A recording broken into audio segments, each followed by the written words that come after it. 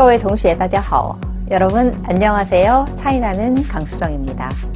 자, 이번 시간에는 중국어 학습법 중급과 고급 사이 두 번째 슬럼프입니다.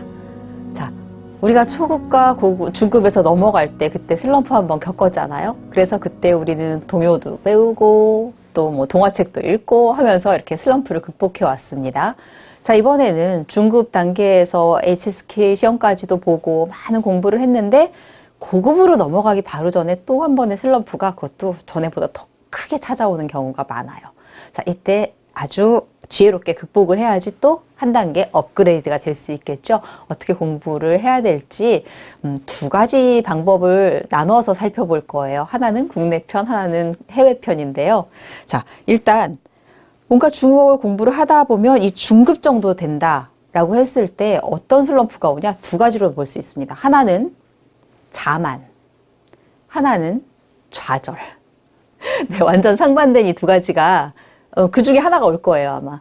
그런데 이 자만이 오는 경우에는요, 어떤 생각이냐면, 뭐 이제 웬만한 회화 표현 정도 다 하고, 나 중국어 너무 잘하는 것 같아.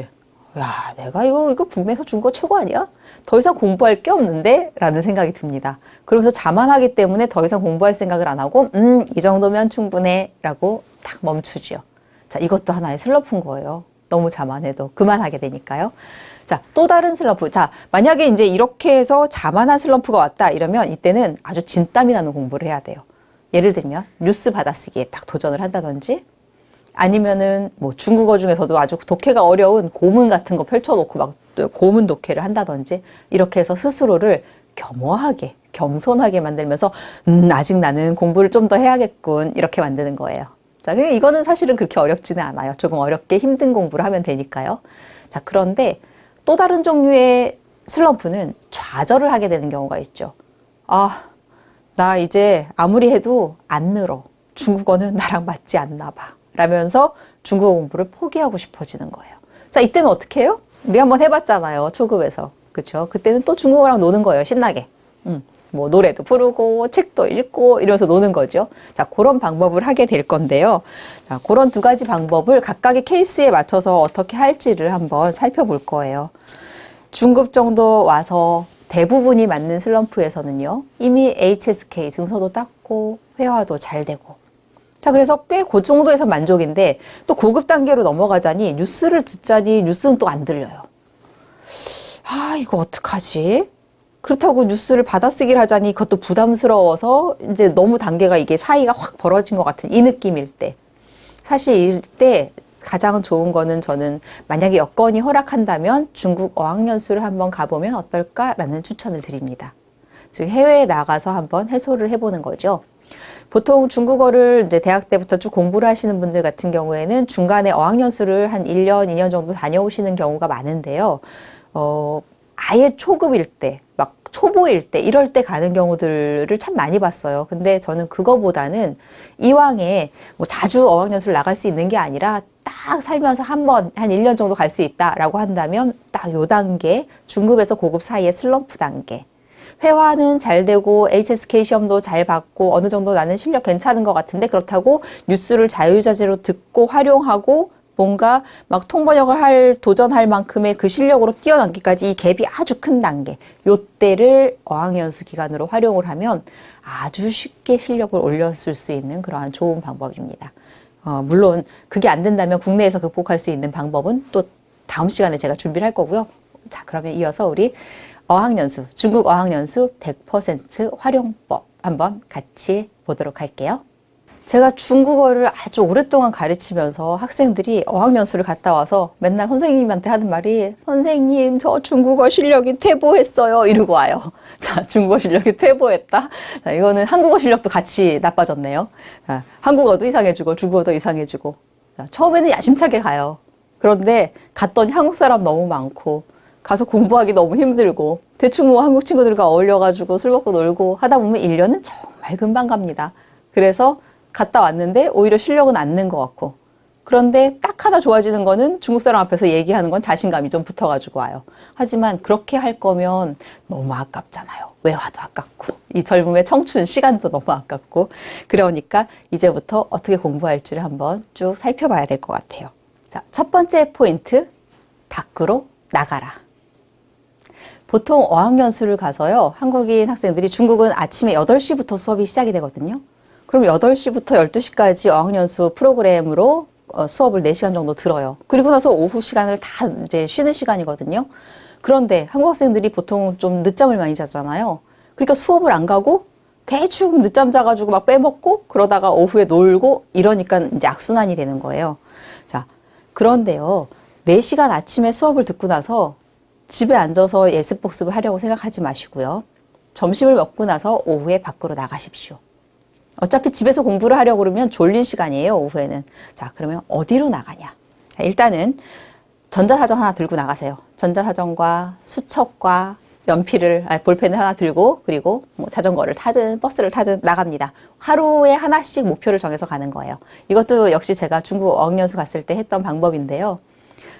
오늘은 자, 시장에서 과일 가게다 라고 딱 찝는 거예요. 그럼 과일 가게 가서 자, 这叫什么? 자, 이건 뭔가요? 물어보고. 그 다음에 这个水果怎么卖?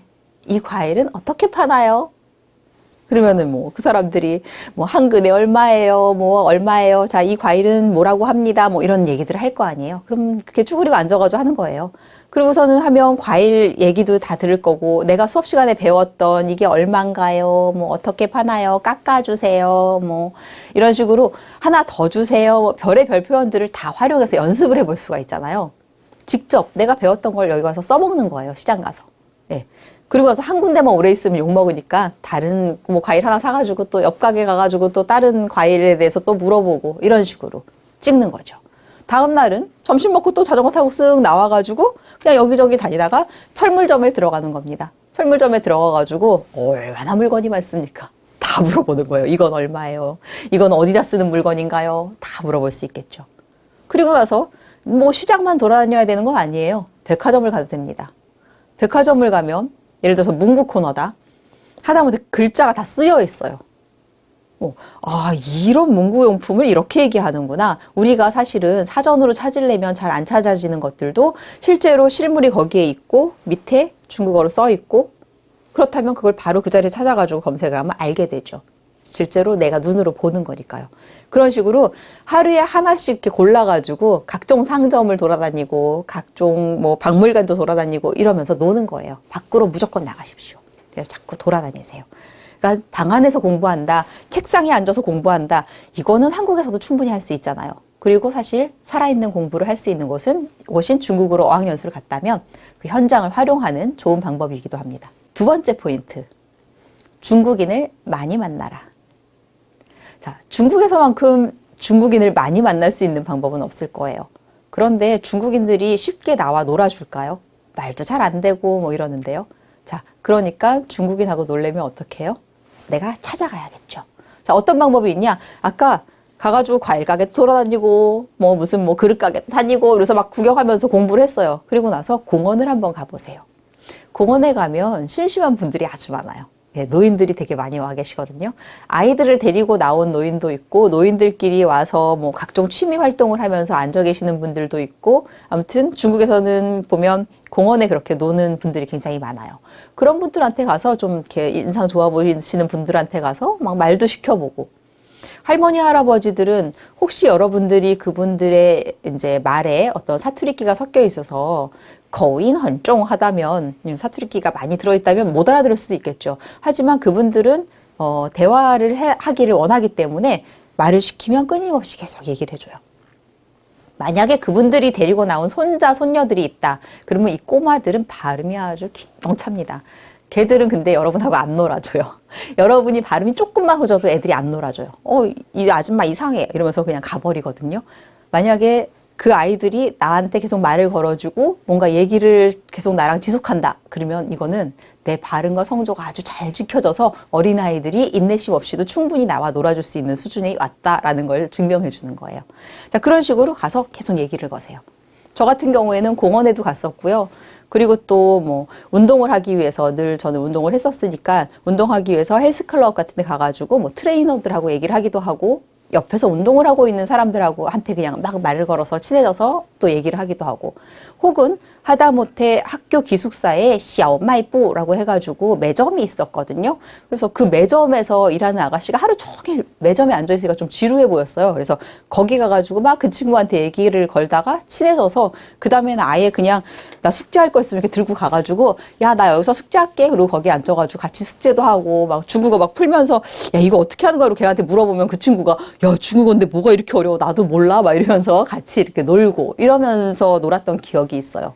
그리고 또 중국인을 많이 만나는 방법은 그렇게 평상시에는 그런 방법을 쓸 수가 있고요.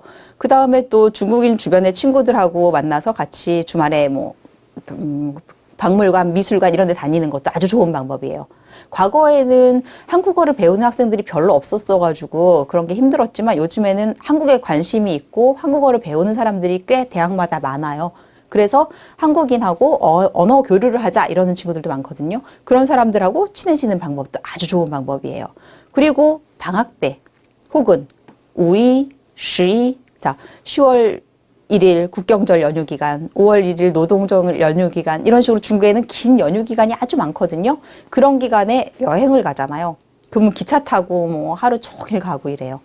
그럴 때 그 기차에서 같은 칸에 탄 중국인들하고 또 친하게 지내고 얘기하고 이러는 방법.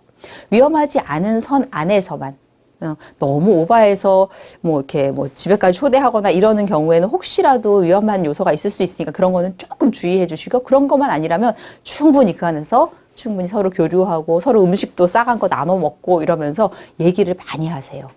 상대가 사투리끼가 많다 하더라도 그런 말도 나중에는 다 알아들어야 하는 게 우리거든요. 그렇기 때문에 자꾸 교류를 하셔야 되죠. 그래서 중국인을 많이 만나는 그런 방법을 꼭 선택하시기 바랍니다.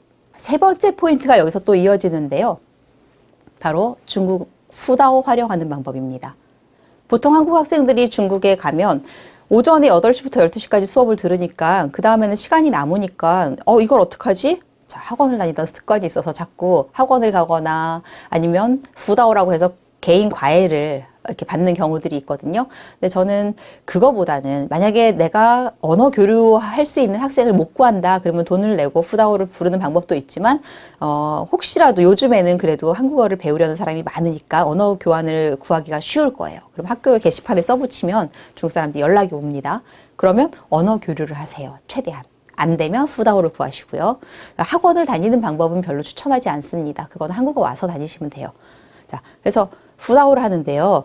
보통은 그 학생들한테 학교에서 배운 것과 비슷한 교재를 놓고 또 그냥 그 교재로 가르쳐 달라고 하는 경우들이 많은데요. 그건 정말 의미가 없습니다. 왜냐하면 학교 선생님들은 학생들을 가르치기 위한 교육을 받으신 분들이라 잘 가르쳐요. 하지만 대학생들이잖아요.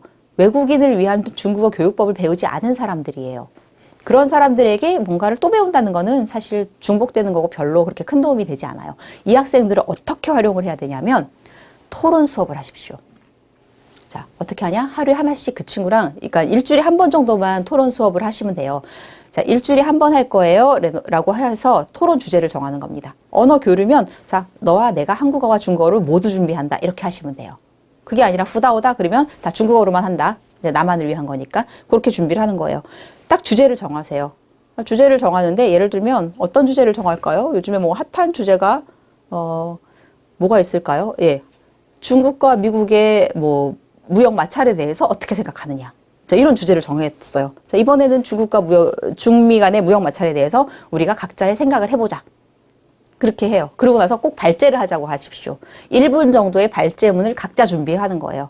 자, 나만 준비하는 게 아니라 나와 언어 교류를 하거나 나에게 과외를 해줄 그 선생님 보고도 준비해 오라고 시키세요. 언어 교류라면 한국어로 준비하라고 그러고 선생님으로 가르쳐주는 입장이라면 중국어로 준비를 하라고 그러세요. 왜 그렇게 하냐면요. 한국과 중국의 입장이 달라요. 보는 게. 우리는 그거를 준비하기 위해서 A4 한 장짜리 발제문을 준비하기 위해서 여러분은 그 주제를 정한 후에 아마 인터넷을 뒤질 거예요. 그래서 한국의 각종 신문들을 보면서 이걸 어떻게 생각하지 하면서 우리의 입장을 정리하겠죠. 우리의 시각대로. 그렇게 해서 적을 거예요. 여러분은 그걸 적으면서 한국어에서 자료 수집한 걸 갖고 중국어로 작문도 하고 또 중국 뉴스나 중국 신문 기사들을 막 따와서 막 그걸 베끼기도 하고 하면서 어쨌거나 A4 한 장을 만들겠죠.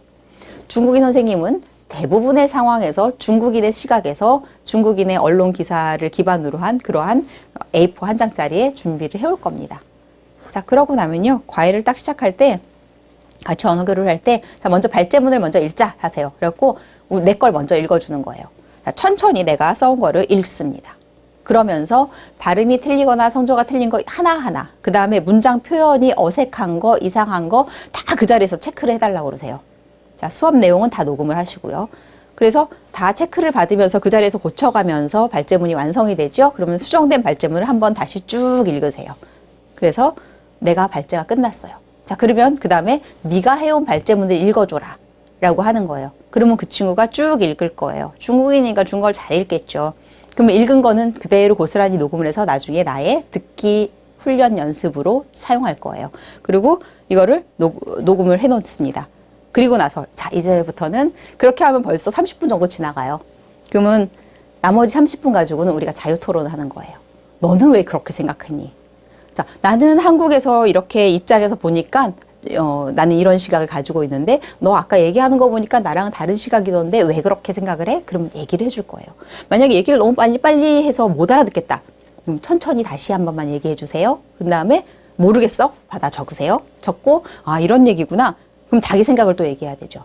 자, 요즘 학생들이 자기 생각 얘기하는 건 되게 싫어하거든요. 근데 이 자기 생각하는 연습을 하는 게 굉장히 중요해요. 이거는 여러분들이 향후에 혹시라도 통역 공부를 할 거다라고 하면 통역대학원 준비를 하잖아요. 그때도 주제작문이라는 게 있고 자기 생각을 넣어야 돼요. 그렇기 때문에 이런 훈련을 해야 되는 거고요. 뭐 통대에 관심이 없다 하더라도 향후에 취업하실 거잖아요. 취업 준비를 위해서 시사상식을 공부한다 이럴 때도 요즘에 자기 생각이 없이 그냥 막 인터넷에서 있는 거 그냥 베껴가지고 외운 사람들은 당연히 걸러집니다. 그렇기 때문에 자기 생각을 갖는 연습을 이런 식으로 하는 것도 아주 좋은 방법이에요. 그래서 그렇게 해서 훈련을 한 거예요. 그래서 토론을 하고 내가 토론을 할 때도 내 의견을 내가 얘기할 때 그 중국인 선생님이나 친구한테 내가 혹시 말 표현이 이상한 거 있으면 다 고쳐줘. 중간중간에. 귀찮더라도 고쳐줘 하면서 고침을 받으면서 얘기를 하는 거예요. 그럼 1시간의 언어 교환 시간 혹은 푸다오 과외 시간이 끝나죠. 그렇게 되면 녹음된 걸 가지고 와서 정리를 하는 거예요. 네, 수업 끝났고 이제 빠이빠이 하고 갔고 그러면 집에 와서 아, 내가 오늘 1시간 동안 한 거를 다시 발제문 틀린 거 다시 한번 요약하고 내가 아까 토론할 때 한 말, 아까 저 중국인이 한 말 중에서 굉장히 알토랑같이 이쁜 표현이 있었는데 그것도 정리. 그래서 정리를 안 해놓으면 그냥 쑥 훑고 지나가니까 한번 해봤을 뿐이지 내게 안 되거든요. 정리해서 내 거로 가지는 거예요. 그래서 거의 외울 때까지 한 번씩 다 읽어보고 중국인이 했던 것도 다시 한번 받아쓰기도 한번 해보고 녹음해 놓은 걸로 그런 식으로 공부를 하면 아주 알차게 공부를 할 수 있어요. 그러면 이거 하나 준비하고 이거 예습 복습 다 하고 이렇게 하는데 일주일 그냥 가요. 그렇기 때문에 일주일에 한 번만 이런 방법으로 토론을 해도 좋죠. 자, 공부는 앞으로 중국인과 만나서 공부를 할 때는 이렇게 토론 공부를 하는 겁니다. 그냥 회화나 그냥 이렇게 하고 이러는 게 아니에요. 물론 주말에는 그 친구랑 야 우리 놀러 갈까? 이러고서 야 우리 어디 박물관 되게 좋다는데 한번 같이 가자. 야 어느 식당 되게 좋다는데 야 오늘 내가 밥 살게 같이 가자. 이러면서 같이 다니세요. 그러면서 그 안에서 회화하는 연습이 자연스럽게 되겠죠. 그리고 그 사람들이 자기 친구들하고 논다 그럴 때 끼시고 최대한 중국 문화를 많이 느끼고 오셔야 돼요. 갔는데 짧은 1년이지만 내가 그래도 중국인들이 사는데 좀 들어가 보고 싶다. 직접 친해져서 그 친구들이 노는 모임에 중국인들의 놀이 문화가 나와 안 맞을 수도 있어요. 한국적이지 않고 좀 우리가 느낄 때 재미없어라고 할 수도 있지만 꼭 끼세요. 그냥 껴가지고 같이 놀고 같이 또 웃고 떠들고 하면서 그 문화를 배워가는 거거든요. 다 나의 공부다 생각하고 싫어도 한번 해보고 그러다 보면 또 은근히 좋아지거든요. 왜냐하면 우리는 중국어를 공부하는 사람들이라 기본적으로 그거에 대한 반발감이 없어요. 그래서 저런 것도 있네 하고 다가갈 수 있으니까 좋은 방법입니다. 자, 그리고 또 추천하는 4번째 포인트. 이제 뉴스 받아쓰기를 시작하십시오. 네, 해도 되는 때가 왔습니다. 자, 뉴스 받아쓰기는요, 순서가 있어요. 헤드라인 뉴스. 어느 나라나 뉴스를 하기 전에 오늘의 헤드라인을 말씀드리겠습니다 해서 메인 주요 뉴스들을 쭉 간단하게 쫙 요약을 해줘요. 그리고 나서 이제 국제 뉴스, 중국은 국제 뉴스 나오고, 그 다음에 국내 뉴스 나오고, 이런 식으로 나오거든요. 자, 헤드라인 뉴스를 먼저 받아쓰기를 하세요. 그것만 잘 받아쓰는 것도 한 달은 좋게 걸릴 거예요. 매일 하더라도. 그래서 그게 좀 익숙해져서 편하다. 그러면 이제 국제 뉴스로 들어가시는 거예요. 국제 뉴스도 요즘엔 뉴스가 다양하기 때문에 꼭 뭐 CCTV만 해야 되는 건 아니에요. 그러니까 다양하게 여러분들이 그걸 선택하시면 돼요. 국제 뉴스는 한국에도 비슷한 국제 뉴스가 나오기 때문에 그런 거에 조금 익숙해질 수 있고요. 한국은 국제 뉴스가 굉장히 빈약한 반면에 중국은 정말 전 세계의 모든 뉴스가 다 나와요. 그래서 나의 상식이 좀 더 풍부해질 수도 있어요. 처음에는 어려우면 내가 모르는 나라의 얘기라든지 한국에서 전혀 다루지 않는 나라의 얘기는 일단 빼고 좀 한국과 익숙한 아시아 위주, 뭐 미국 이런 뉴스 이런 것들을 좀 받아쓰기를 하시고 그러다가 조금 그것도 잘 된다? 그러면 이제 모르는 나라 얘기까지 같이 그러다가 제일 마지막으로 도전하는 게 국내 뉴스예요. 국내 뉴스는 받아쓰기 할 때 상당히 난이도가 있거든요. 그래서 뭐 지금은 이제 유학 단계니까 여기까지는 아마 못 들어가실 거예요. 헤드라인이나 아니면 국제뉴스 뭐 앞부분 요 정도까지만 하셔도 아주 성공한 겁니다. 그렇다 하더라도 일단은 이 뉴스 받아쓰기 도전하세요. 매일 1시간씩 하시면 됩니다. 그러니까 나는 헤드라인 전체를 다 받아쓰겠어 라고 해서 하루에 앉아가지고 3시간 하고 그 다음날 하나도 안 하고 이러는 거는 안 돼요. 이러는 거는 공부가 안 됩니다. 그러니까 그냥 딱 정해서 내가 한 줄만 받았더라도 하루에 1시간 이렇게 정해놓고 꼬박꼬박 하시면서 뉴스 분량이 점점 늘어나면 나의 실력이 조금 늘고 있구나 하면서 만족을 하시면 될 것 같아요. 또 하나 제가 이제 열외로 또 추천하고 싶은 게 중국에 어학연수를 가거나 혹은 이제 유학을 가는 경우에도요. 가서 중국어 공부에 너무 집중을 하다 보니까 한국어를 놓는 경우가 있어요. 즉 한국어가 약간 어눌해지거나 혹은 어눌해지지 않다 하더라도 중국어에 영향을 받아서 이상한 한국어가 되는 거예요. 즉, 그 영어권에 오래 살다 온 사람들이 우리 말에다가 막 영어 섞어서 쓰듯이 중국어로 얘기하면서도 야, 이거 너무 마판하지 않냐? 막 이러는 거. 아니면, 그렇게 하면은 부타이하오. 막 이러면서 이렇게 막 섞어 쓰는 거죠. 그러면은 이게 중국어를 하는 사람들끼리는 통하지만 언어 자체가 깔끔하게 되지는 않는 거잖아요. 근데 우리의 목표는 처음부터 통역사가 되기 위한 중국어 공부 학습법 이렇게 정했잖아요. 그럼 통역사가 되기 위해서는 한국어 아주 잘해야 돼요. 모국어가 사실 더 중요하잖아요. 왜 모국어가 더 중요한지는 우리 그 통번역 강의로 들어가서 보시면 다시 나옵니다. 자, 그렇기 때문에 모국어를 놓으면 안 돼요. 그러니까 중국 가서 공부를 하더라도 계속 모국어와의 대조학습, 그 다음에 모국어로 아까 그랬잖아요. 토론 공부를 한다라고 했을 때 대조를 한다고. 자, 한국어에선 이걸 어떻게 표현하지? 라는 것. 이걸 놓지 않고 끊임없이 신문기사 같은 거 계속 이렇게 쫓아가서 보시고 이렇게 해서 한국어를 잃어버리고 오시면 안 됩니다. 그리고 혹시라도 또 가능하다면 하나 더 추천하고 싶은 거는요. 유학 일기를 한번 써보세요. 예. 이거는 우리 이제 중급에서 조금 넘어간 단계니까 유학일기를 중국어로 쓸 수 있다고 봐요. 뭐 좀 문법 틀리면 어떻습니까? 내 건데, 내 일기인데 나만 볼 건데. 예. 그래서 매일매일 그냥 숙제한다 생각하고 자기 전에 한번 중국어로 유학일기를 한번 써보세요. 그거를 차곡차곡 모아놓으면요. 나중에 어쩌면 책을 낼 수도 있을 만큼 소중한 자원이 될 수도 있답니다. 그래서 이런 방법으로 어학연수 성공적으로 마치시기를 기원 드릴게요. 그러면 국내에서는 어떻게 슬럼프 극복할지는 다음 시간에 이어서 살펴보도록 할게요. 여러분 수고하셨습니다. 감사합니다.